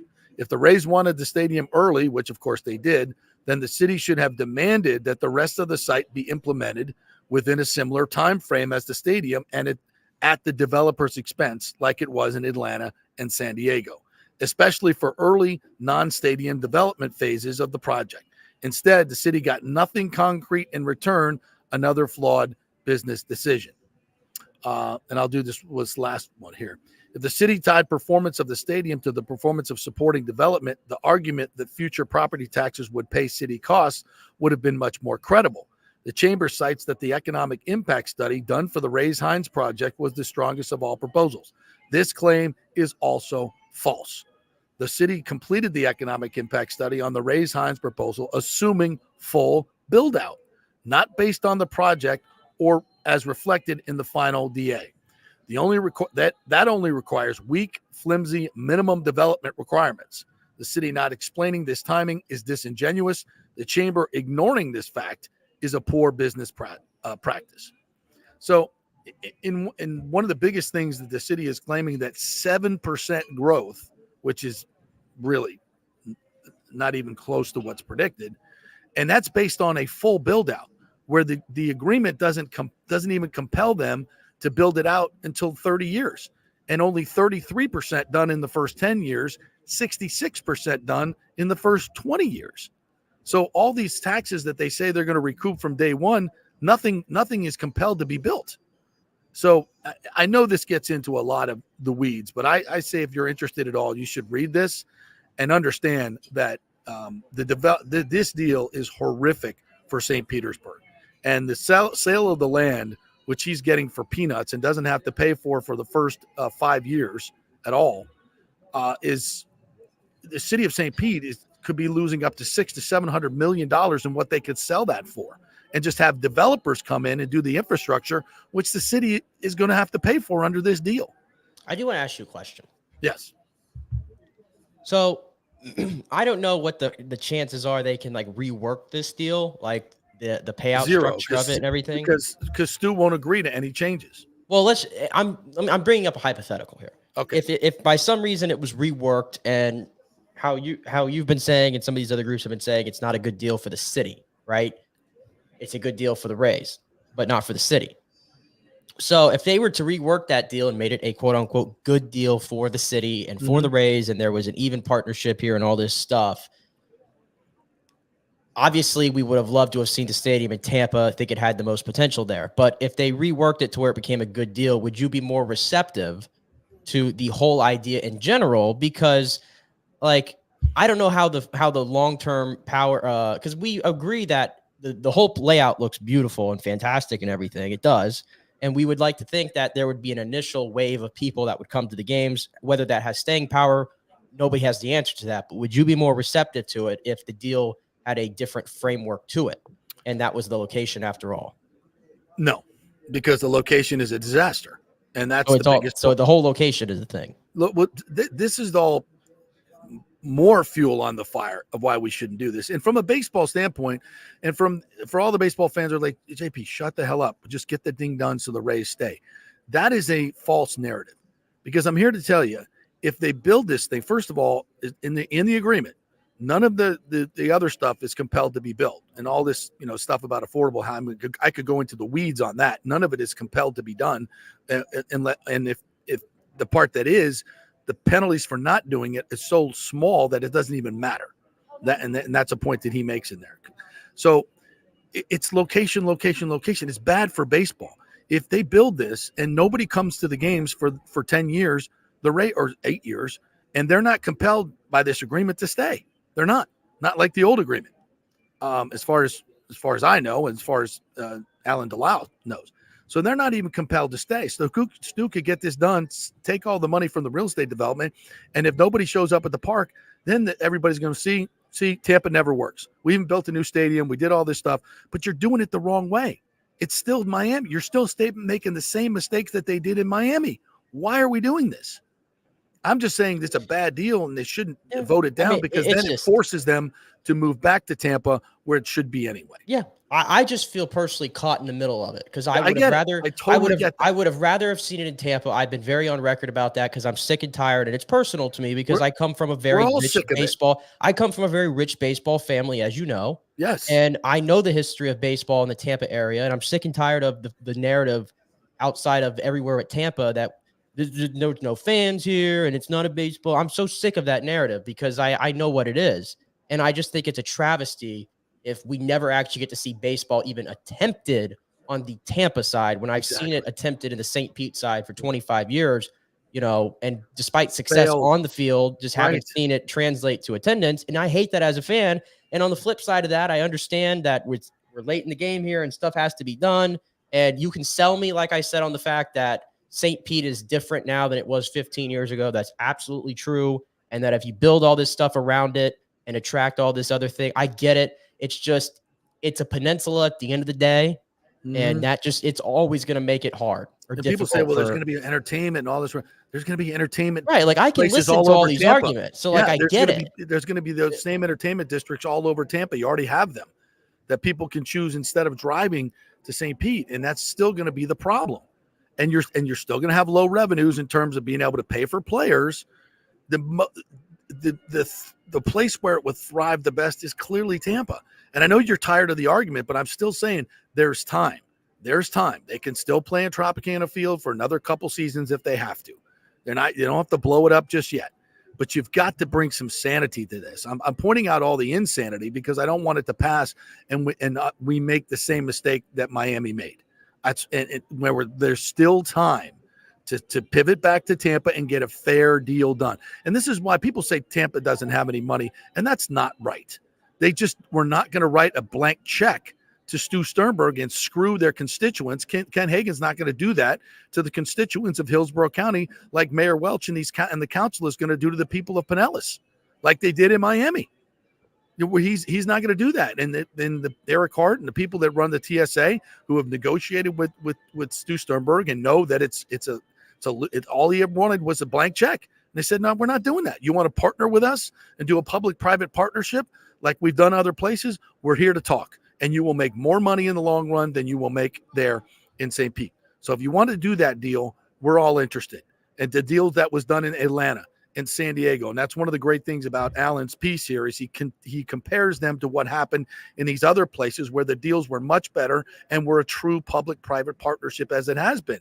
This is, to allow this guy to do this to the people of St. Pete and just, I can't sit by idly and just let him allow these false narratives to be played out without trying to do some journalistic ethics here and tell people what's really going on. And there's so much of the information here that is clearly available from a very reputable person who knows how these deals work. And it's not even being disseminated to the public in the other channels and in television news and the paper or any place else. There's all false narratives all over the place that are parroting what the Rays are saying. And it's just not true. It's just not true. I love baseball more than anybody. I don't want to make this same mistake of what Miami did. And there's still time to save that. I believe, and the people in Tampa believe. But as long as Stu Sternberg is the owner, nobody's going to get a good deal. It's never going to be good it's going to be only good for him. And that's sad. Major League Baseball should know that by now. The same thing is happening in Oakland. You should know that by now and figure it out. So there's still time. There's still time. And the people of St. Pete and Pinellas County, you better read this and know what you're in for and know what's going on. And by the way, remember I mentioned about the version of the City Connect uniforms? They've had this design done for 2 years. Yeah. 2 years they've had this design done. Right. And they bring it out the week before the vote comes in, saying we're celebrating the underground culture of St. Petersburg and the skater culture and all. That's what I was saying. I didn't say I didn't like the uniforms. I love them. I think they're fantastic. Everybody. But is that even But if that's I'm true, pointing is that out to you a bad folks, thing? it's a diversion to take away from the fact of what they're this grand larceny, in my opinion, that they're trying to propagate here in St. Petersburg. Yeah, I think it's completely disingenuous. Well, I guess there's multiple ways to interpret it, I guess is what I'm saying. Oh, yes, of course.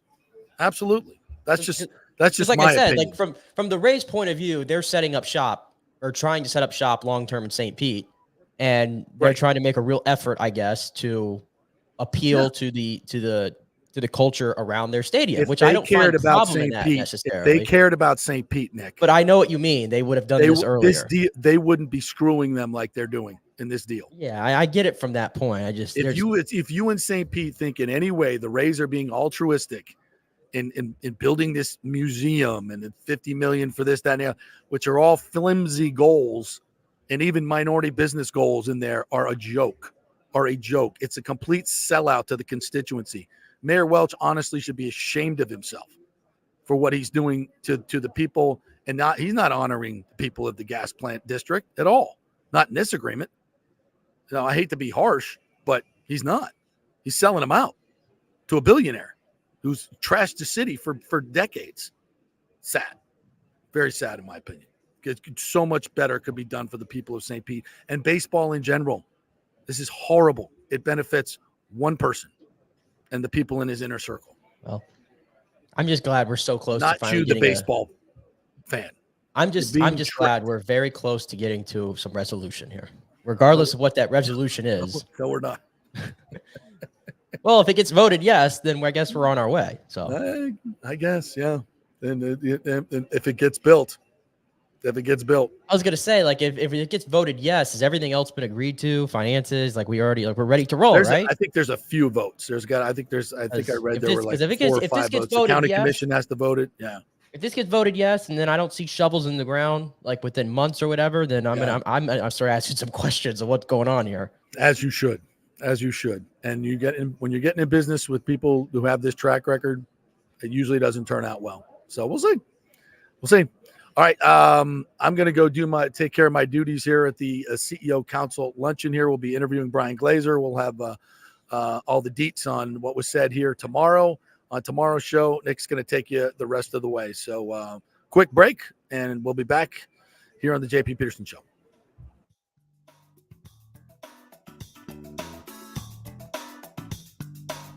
JP here for the Jeeves Law Group and my man, Scott Jeeves. If you're going to hire an attorney, do you want some guy looking for a quick settlement and a quick buck, or do you want an attorney with some chops?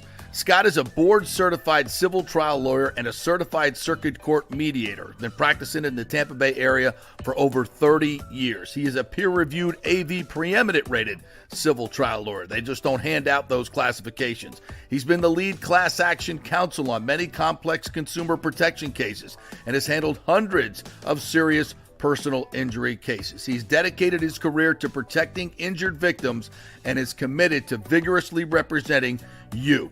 We're local, we're trusted, and we get results. Personal injury and personal attention. Call for a free case evaluation. That's 888-9-JEEVES. That's 888-9-JEEVES. The Jeeves Law Group. JP here for the Geddes Gordon Real Estate Group and our good friend Jane Geddes. Folks, simply put, there is nobody like Jane. Jane is a former LPGA 2-time major championship winner. She was also vice president of talent relations at WWE. She also has a law degree from Stetson. So if Jane can drain a 10-footer to win the U.S. Open and stare down Hulk Hogan in the boardroom, you want Jane on your real estate team to not only negotiate the best deal, but find you the perfect home or investment property. And when you work with the Geddes Gordon Group, you become part of the real estate family and get concierge services that include expertly staging, marketing, and preparing your home for sale. Advice on golf properties. Hey, you might even get some golf tips. Many of their clients become friends long after the sale or purchase is completed. It's all part of the deal. So if you're looking for that perfect home or investment property or trying to get top dollar for your home, go with Jane Geddes and the Geddes Gordon Group because there's nobody like Jane. Call 813-485-6808 or go to GeddesGordon.kw.com. That's GEDDES Gordon.kw.com or call 813-485-6808. Everyone knows Italiano Insurance is your go-to for home insurance, but they also have an amazing team that focuses on business insurance. Yes, your business is most likely your biggest asset, so make sure you have the right coverage at the most competitive price. And if you started a side hustle recently, don't forget you need business insurance, because if you get sued in this over-litigious society we live in, you could lose all your personal wealth. So get that business insurance. And for the best customer service, always choose Italiano. My representative, Charity, is amazing. I called her late on a Friday because my insurance was going to lapse. She stayed late until the job was done. You just don't find that anymore. Give them a call, 813-877-7799. That's 813-877-7799. Italiano Insurance. Let's go. Right now, back to the show on FanStream Sports. All right, welcome back to the JP Peterson Show here on a Thursday. I'm going to take us home for the last 20 minutes or so as JP's off to MC the CEO Council there, and he's going to talk to Buccaneers owner Brian Glazer as well, an interview that he's going to bring to you guys next week, hopefully. So that should be good. So if you were listening to the last segment, we talked a little bit about the race, the stadium gas plant vote that's taking place.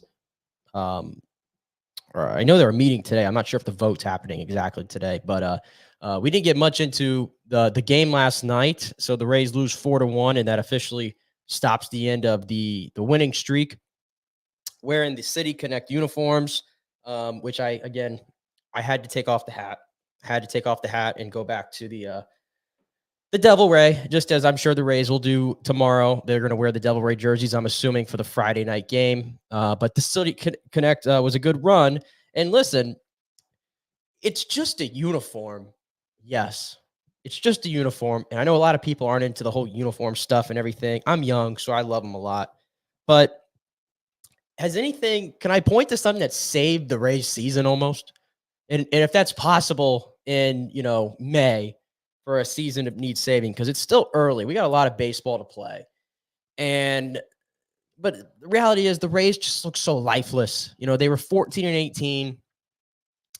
They were, just got swept by the Chicago White Sox, one of the worst teams assembled on paper in the history of baseball, who, by the way, have 44% of their wins this year against the Rays. They have 9 wins, and 4 of them have come against the Rays, which is just crazy. But the Rays had gotten swept by them. Then they go to Milwaukee, first place team, lose 2 out of 3. And in the one game they won, it was 1-0. They had the whole fight and everything. And in the middle of that week, or in the beginning of that week, rather, they unveiled the City Connect, and it looked cool. They finally come home. And I go back to this word because I feel like it's so important in sports, and that's energy. I think, good energy, good vibes and everything. And the Rays just didn't have that for the first month of the season. They just did not. And it showed. They had no energy. And in particular, one of their best players that, they go as he goes in many ways is Randy Arozarena.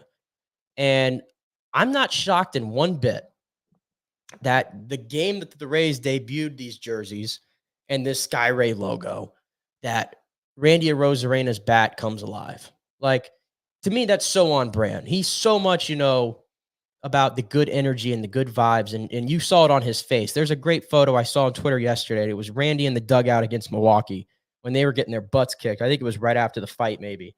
And he just has his arms he's just sitting in the dugout, and he's got this like look on his face, like he's so just, out of it, kind of. And then fast forward 7 days later at the Trop, and he's doing his Randy pose out on the base path, and he's smiling and everything. Like, that's the Randy Arozarena that we love. And that's the Randy Arozarena this team needs, quite frankly. They don't have a lot of guys in this lineup as currently constructed that are going to be big boppers. I mean, they got a lot of guys who are picking up a lot of singles, but they need guys more who can hit, doubles and extra base hits and home runs. That's where the Rays rank in the bottom half of the league right now, which is way different than what we saw from this team last year, when for the first 3 months of the season, they hardly ever went cold as a lineup. But so I think what you're seeing right now is Randy's bat is starting to come around. I've seen some signs that Yandy is too.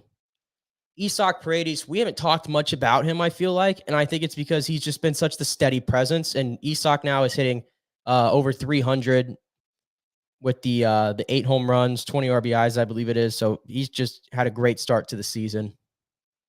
The new guys who have come in, Palacios, Caballero, Rortvet, Ahmed Rosario. I mean, those guys were pretty much leading you throughout the way in April, which was a nice surprise.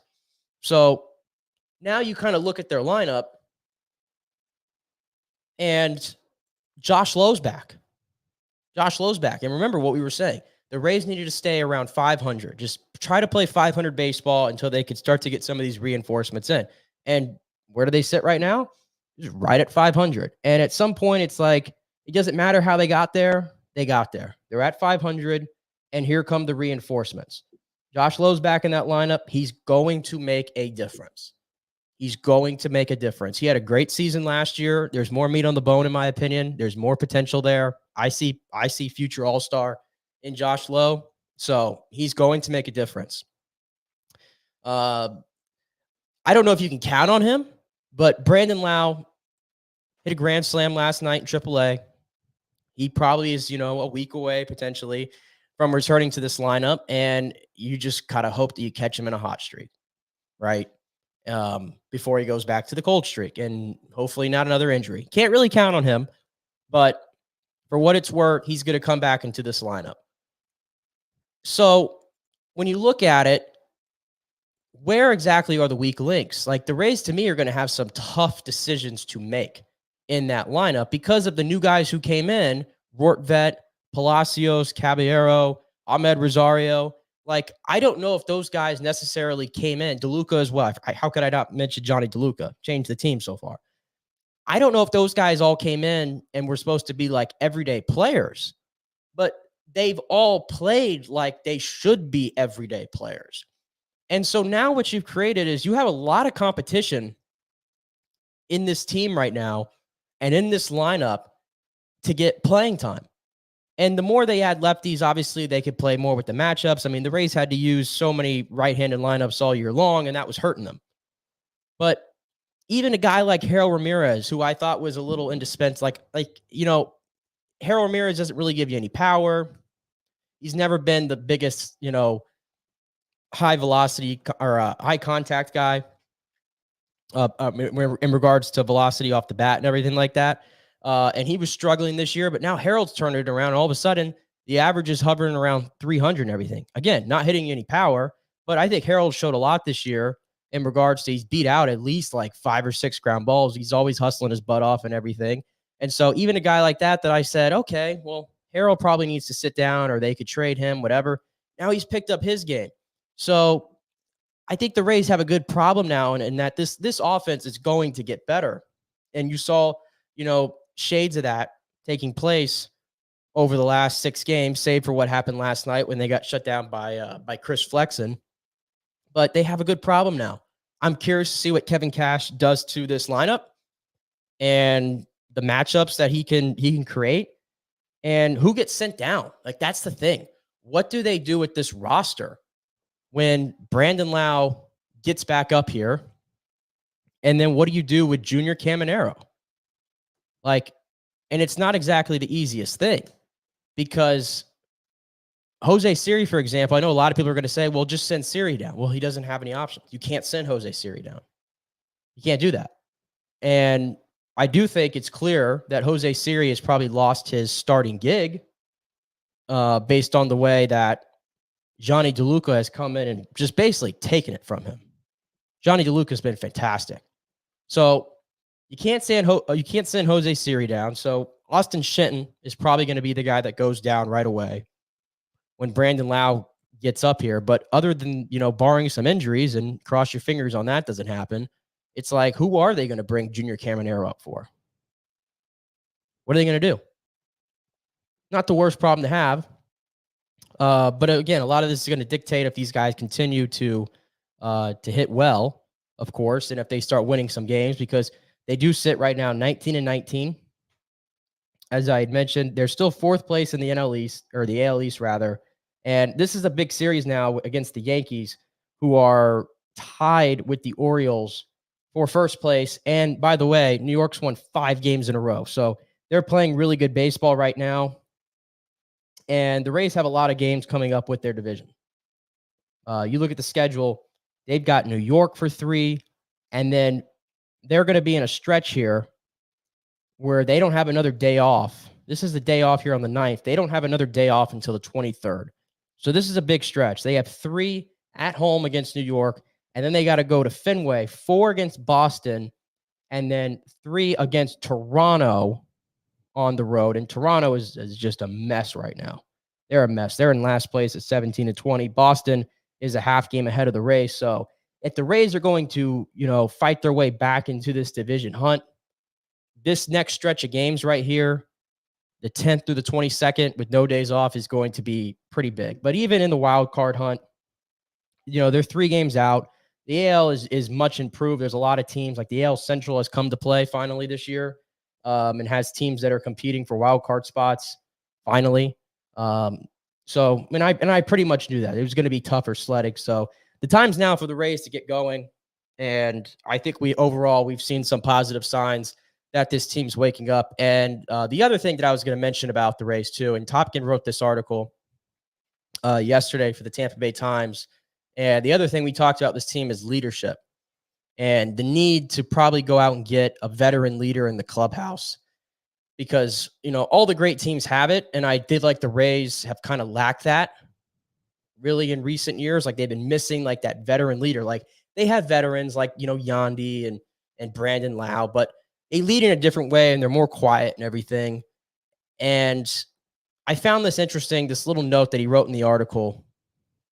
Cool story here from Shawn Armstrong when he was pitching against the Mets over the weekend. He was struggling to retire the last batter here in the 8th inning. He had thrown more than 30 pitches in 2 innings on Sunday, trying to keep the Rays within a run of the Mets. And he was facing Starling Marte, and Francisco Lindor was on deck, and the bases loaded were in the 8th. It was a pivotal moment in that game. And he felt like he was almost out of gas just about. And then he heard Richie Palacios of all people, who's been the acquisition next to Caballero, has been the acquisition of the year for the Rays. He's just stepped up in such a big way. And playing second base, which I didn't know he had that in him, to be honest, to play second base, but it's been a big help. Playing in his 28th game with the Rays, and he's offering words of encouragement to Shawn Armstrong at second base, and was saying, "Let's go, Army. We effing got you. We believe in you." And Shawn Armstrong said to hear him yelling at him like that in a bases loaded situation, it fired him up. It was exhausting facing that last guy with the workload that I'd had, but hearing that behind me, it's like, that's sick. For a young guy I've only played with this year, it kind of got me in my feels a little bit. I was like, hell yeah, that's dope. And I love that. I mean, that's the kind of the stuff that we've been asking for, is for somebody to emerge as a leader. And I didn't have it on my bingo board for it to be Richie Palacios in his 28th game, but I love that kind of stuff. I love that. And that goes back to what I started with, that energy, just getting that good energy with this team, and them addressing about playing with low energy and having a clubhouse that's lively. There's so many times you see the Rays dugout during the games in the early part of the season. It's like they don't even know each other. That's kind of what it was like we were watching. And it's just been different. And now the product on the field has been different. And even the other thing that got Randy going, I thought was interesting last week after the fight. Randy didn't speak to the media for the whole month that he was struggling. He didn't want to speak to the media. And that's fine. But he didn't want to speak to the media. And then after the fight with Jose Siri, he requested to speak to the media, made it clear that he didn't like that he shouldn't have been fighting. And then he took a moment to talk about his struggles and everything. And it was like, maybe it was like cathartic for him or what. It's like he had all that going on in his head and felt like he needed to get it out. And again, whether that played a role in what happened on Friday night, where he finally got off the schneid a little bit, and he's onward and upward from there, I don't know. But I feel like the Rays, this has been a turning point for them this last week. And I hope it continues. I hope it continues because the first month was a brutal product. So definitely hope that they can pick that up a little bit. All right, some other news and notes away from the Rays today. For all the hockey fans out there, no lightning, but we did see the Panthers and the Bruins last night in Game 2. Panthers dominated them. I don't know who we're rooting for in this series, to be honest with you. We don't have anybody to root for. Boston or Florida. I don't know. I guess I probably would pick Boston if I had to select one. Again, I don't know. We're not fond of either team, but it should be a series. I think it's going to go, at least 6 or 7 probably. But Florida wins 6-1 yesterday. But the bigger story was the fight. And if you haven't seen it, you don't usually see fights like this between star players. And we got one last night late in the game between Matthew Tkachuk and David Pastrnak. And really good fight. Really good fight between two star players. Tkachuk took him down first.